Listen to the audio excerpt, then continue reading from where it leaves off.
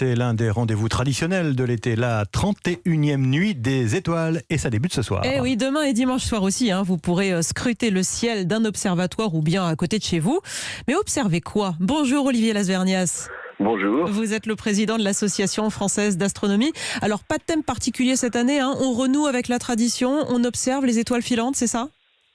Absolument, oui. Cette année, on a la chance d'avoir un début du mois d'août où ça sera la nouvelle lune, donc on n'est pas gêné par les lumières de la lune pour voir facilement les étoiles filantes.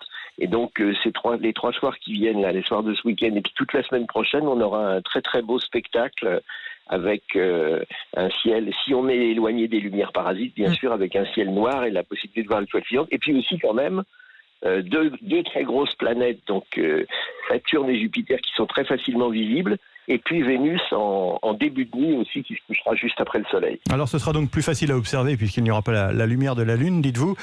Faut espérer aussi qu'il n'y ait pas trop de nuages. Alors effectivement, mais cette année, comme déjà l'année dernière, notamment à cause des questions de confinement, etc., on a élargi le système des nuits des étoiles, c'est-à-dire qu'il y a les 3 soirées d'observation dans tous les clubs, les associations, les centres d'astronomie, ce vendredi, samedi, dimanche.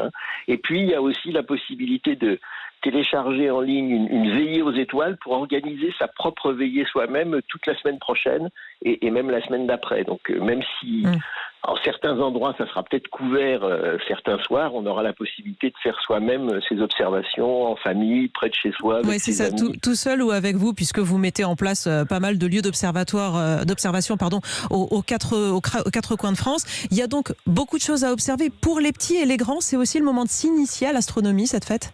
Absolument, oui, il y a des choses, c'est vraiment un équilibre entre des choses qu'on voit très facilement à l'œil nu, qu'on peut découvrir avec ses enfants, donc effectivement, d'abord simplement les étoiles, voir à l'œil nu les planètes qui sont très très brillantes, découvrir la Voie lactée dès qu'on est un peu éloigné des lumières, donc cette grande bande lumineuse qui est la trace de notre galaxie dans le ciel, tout ça se voit à l'œil nu, c'est vraiment un spectacle qu'on peut partager sans difficulté.